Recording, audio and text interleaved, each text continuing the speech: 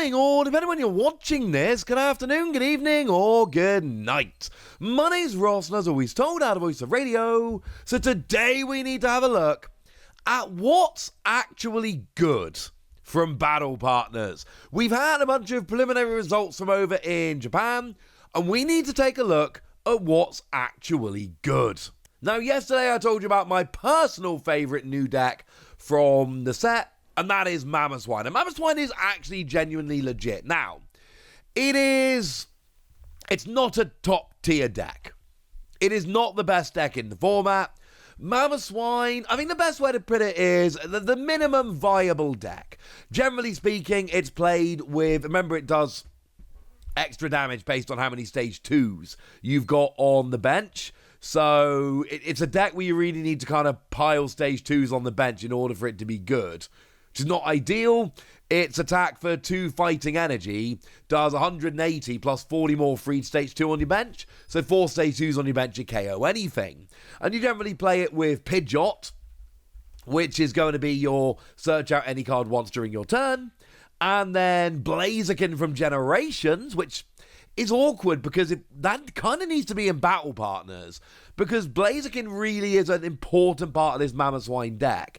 If we don't get Blaziken as a promo around about the same time, or just in Journey together, that could honestly mean Mamoswine isn't playable on release, because we need Blaziken and right now we don't have it. But Blaziken accelerates energy once during your turn. Mamoswine's got an ability that searches out a Pokemon once per turn. Pidgeot goes and searches any card once per turn. Mamoswine stacks, so multiple Mamoswine gets multiple Pokemon. Pidgeot does not. And essentially, you build that all together, and it's a viable deck. It is not the best deck in the format, and I don't think anybody's pretending it is. But it is an actual viable deck that has already gone and won some City Leagues over in Japan, which a lot of decks never actually end up doing. It is not the best deck around, but it is absolutely viable. And the thing is, that seems to be a phrase which can be used to explain a lot of the other decks doing the rounds. Here's a nice little metagame pie chart shared by Pokécard Book. And this is showing the top 16 metagame of these decks that are doing the rounds at the moment. And you may notice that there is a clear top 2 decks in the format. Dragapult and Raging Bolt. Both Dragon. Dragons are still ruling the format. These are cards that have been good for a little while, and it honestly doesn't look like these are going anywhere anytime soon. These are top tier decks. We know they're great. They've been great for a while. Now do remember, we're not just talking about Battle Partners being legal. We are also talking about the rotation having happened. So we are talking post-rotation over in Japan. And right now, these decks are still just absolutely ruling the format. Of course, they're decks we've seen before, but as a very quick reminder, Raging Bolt lets you discard as much basic energy from your Pokemon as you like, dealing a lot of damage. Specifically, for each energy discarded, you deal 70. And then that's generally played with Teal Mask Gogapon to give you draw power whilst having a way to get extra energy on the field. And then Professor Sada's Vitality to accelerate energy as a supporter card is incredibly important here. So that is one of the best decks in the format. And then the other one we've got here is Dragapult. And Dragapult is nuts. Dragapult is the one that for 2 energy does 200 to the active and drops 6 damage counters on any of your opponent's bench Pokemon. And now that we got things like Sparkling Crystal to make it a single energy attack, and Crispin, which lets you attach 1 energy while searching out another, you can get this rolling very quickly in like no time at all. And Dragapult and Raging Bolt are 2 decks that lost very little to the rotation. And they were good anyway, and they have survived. The other deck, according to Pokécard Book, which has survived very nicely indeed, Charizard. Charizard has survived rather nicely indeed. It's going okay. And essentially what we've got here is the same thing we've had before. Charizard is a deck that gets more powerful as the game goes along. It accelerates free fire energy when you evolve into it, and then it's got an attack that does 180 plus 30 more for each prize card your opponent's taken. It's played with Pidgeot, which gives it that extra boost of consistency in the same way it does for Mamoswine, and Dusknoir both puts extra damage on the board while also giving up prizes so that Charizard itself gets a little more powerful. It is another deck that didn't lose very much when the rotation came in, and that is absolutely bearing out. The best new deck, which is really showing up post-rotation, that is going to be Milotic. Milotic is showing up post-rotation as a proper job, legitimate deck, which is really winning here, there, and everywhere. Because Milotic's got the ability Sparkling Scales, which prevents all damage and effects of attacks from your opponent's Terra Pokemon done to this Pokemon. So, essentially, this is just a way of blocking those annoying Pokemon. The thing is, it's not really a Milotic deck. Like, it is a Milotic deck, don't get me wrong. It is a deck where Milotic is absolutely an integral part of the deck. But let's not pretend it's just a Milotic deck, because it basically plays a bazillion different things that basically block everything. So you're also going to be seeing here something like Cornerstone Mask Ogerpon as an example. That's going to be one that comes along in this deck quite a lot, because Cornerstone Mask Ogerpon blocks Pokemon with abilities. So if it's a non-Terra Pokemon but it's got an ability, this prevents all damage done to this Pokemon by your opponent's Pokemon that have an ability. And then you'll probably see a Noivern kind of floating around in there a little bit as well, because of course Noivern gives you a couple of different options here. Either it stops, this is the one from Padawan Fates of course, it either kind of stops damage from basic Pokemon, or stops your opponent playing special energy or stadium cards from their hand. I say Padawan Fates actually came around in Padawan Revolve, though it was reprinted in Padawan Fates, so it totally counts. So this is far more of a general blocking deck than it is just Milotic on its own. But you'll notice here, we're kind of talking about old decks, and then this new blocking deck. What's going on with the new decks? We'll go back to the graph here. We've got ourselves Zacian, and honestly Zacian and Archaludon kind of get mashed together there.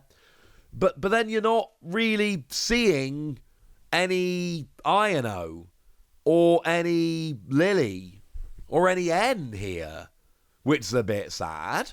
But the good news is we have the lovely Omnipoke Joe, who's gone and put this together, where he's basically looked only at top 8s, not top 16s. So it's not going to be exactly the same as Pokecard Book. But you'll notice here that Archaludon, which is generally where Hops comes in, we'll talk about that in a second. Little B tier deck, doing alright. It's kind of like the number 5 deck after the 4 we just mentioned. And then we do have Zoroark, Clefairy, and Bellibolt hanging around, but they're very much on the bottom of the list, far closer to a Mamoswine than to a Dragapult or a Raging Bolt, which I find very interesting. Now, the Lily decks, of course, you've got Lily's Clefairy, does 20 damage for each bench Pokemon, yours and your opponent's. And then it's generally, there's different ways to play it, but the general list here is playing Teal Mask Ogerpon. Remember, you do need a Terra Pokemon in order to actually activate Area Zero Underdepths, which lets both players have 8 bench Pokemon, and you're doing damage based on the amount of bench Pokemon for you and your opponent. So you have to play Area Zero Underdepths, you have to play a Terra Pokemon. No, this is not the only one seeing play, but actually very much like Raging Bolt, you're generally seeing it played with Teal Mask Ogerpon, and then of course we'll need Energy Switch to move the energy over, but it gives you a way to accelerate more energy and also draw some extra cards. That's generally the way we're seeing it. And then of course the real hook of the deck is that you play it with Lily's Pearl, because Lily's Pearl reduces the prizes taken by 1, so it turns Lily's Clefairy into a single prize Pokemon. Generally, we're not seeing other Lily's Pokemon, it is just Clefairy with the Pearl, and then non-Lily Pokemon. Zoroark is, like I say, it's out and about. Obviously, we've got Zoroark there with the ability lets you discard a card from your hand and then draw 2 cards. But it's not a big end deck with all the different Pokemon. It's generally played with Darumaka. Remember, you can copy attack. Zoroark doesn't really have its own attack, but it can copy End's Pokemon on your bench. But Darumaka does 30 damage for each energy in your opponent's discard pile, or it does 90 damage, and then you discard all energy from this Pokemon and deal 90 to one of your opponent's bench, so it does like a 90-90, which is obviously a very good thing. And then we've got End's PP up, which lets you accelerate energy, so discarding the energy is not such a big deal as it would be in other decks. And we generally see it played with one Reshiram that's got an outrage attack, so it does damage based on the amount of damage counters on End Zoroark. So, yeah, that's how we're generally playing End Zoroark here. It's Darumaka and then, like, one Reshiram. And that's about it in terms of End stuff, but it still works. Now, in terms of your Hop, it's actually more of an Archaludon deck, depending how you look at it. It's played with like a full, well, at least a free Archaludon. And that's the one that's got a good attack, and when you evolve into it, you get to accelerate energy to one of your Pokemon. And obviously here, a lot of the time, well, you can either accelerate to Archaludon and be attacking with that works fine. Or you can be accelerating to Zacian to use the big attack. But I will say that once you get it rolling, we are actually playing quite a lot of Hop stuff here. Like, Hop is actually starting to see play in this as a kind of, hey, let's use, like, the entire suite. So we're playing Cramorant that's got that attack, which isn't good for much of the game, admittedly. But when your opponent has exactly 3 or 4 prizes remaining, you do 120 for a single energy. But then you got Snorlax that lets you do an extra 30 damage. Choice Band that reduces your attack cost by 1 and lets you do an extra 30 damage. Postwick, the Stadium, that lets you do an extra 30 damage. And these are all seeing play in Hop decks. You know, we're not really seeing any other attackers, but we are seeing Snorlax and the Choice Band and the Stadium and all of that. So, yeah. It is very much an Archaludon Zacian deck, but actually there are a bunch of other Hop stuff we're seeing in here. And obviously Zacian's first attack does 30 to the active, 30 to one on the bench. So it's good from like the first turn going second. And then you can get up to 240, but of course with all of the extra help that can go up to 330, and Archaludon gets it rolling. So call it Archaludon, call it Zacian, I'm going to leave that one up to you. As for Rhino's Bellabolt decks, remember, Bellabolt's got that ability that can attach as much lightning energy as you like during your turn to your other Iono's Pokemon. It's actually used as a way to build up Raging Bolt. Now remember, you can only attach 2 Iono's Pokemon, but of course Raging Bolt can discard from anywhere, so that's where we're going with that. Obviously you've got Kilowattrel as a draw engine. Discard an energy from it to draw into, you've got 6 cards in your hand, and you can accelerate the energy using Bellabolt here, so that's not an issue at all. And we do actually see, not in every build, but Voltorb does sneak in. Not Electrode, Voltorb. And I actually told you this previously. Essentially, Electrode's not that good, to be blunt.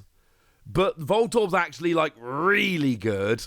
Because what we see from Voltorb here is just 2 energy, and then 20 damage, plus 20 more for each lightning energy attached to all of your Iono's Pokemon. But bearing in mind, Bellabolt lets you attach as much as you like to your Iono's Pokemon during your turn, and you just got a single prize Pokemon here that can put up some decent damage. And not every Iono deck plays Raging Bolt, I should say, but it does seem to be a little bit of a staple. So that's where we are right now. If we go back to Pokecard Book for a minute, we can see very clearly it is Dragapult and Raging Bolt, and then it's Charizard and Milotic, and a lot of these newer decks are kind of in at the bottom. And if we have a look at Joe's evidence from Omnipoke, it's a very similar kind of thing. We have a clear 1 and 2 with Raging Bolt and Dragapult. We've got Charizard and Milotic as very good decks. And yes, Archaludon / Hop is a, like, legitimate deck. And then a lot of the other new stuff is just not that great. It's there and viable. All 4 of the trainers and Mamoswine are all making some waves in city championships, in city leagues. But I'm going to be honest with you, it's a little bit few and far between. The best decks post-rotation are still the big dragons. Right, there we go. That's what you need to know. So now it's over to you guys. Tell me what you think about all of this in the comment section. Get us! Be nice. And then make sure you like this video, subscribe to this channel, follow me on Twitter at TheWasi. That's where we talk about Pokemon and a whole bunch of other card games. And please do consider checking out patreon.com/PTCG Radio, where you can support the channel, get some bonus podcasts, join a Discord, and all kinds of fun things. And get shout-outs on the channel like the lovely Uncle Pokepeter, who's been a supporter of ours for a long time now and is a very lovely person. So shout out to them for the support and the loveliness. But by far the most important thing as always, look after yourselves till next time, would ya? Thank you very much for watching. My name's Ross and you've been watching PTCG Radio.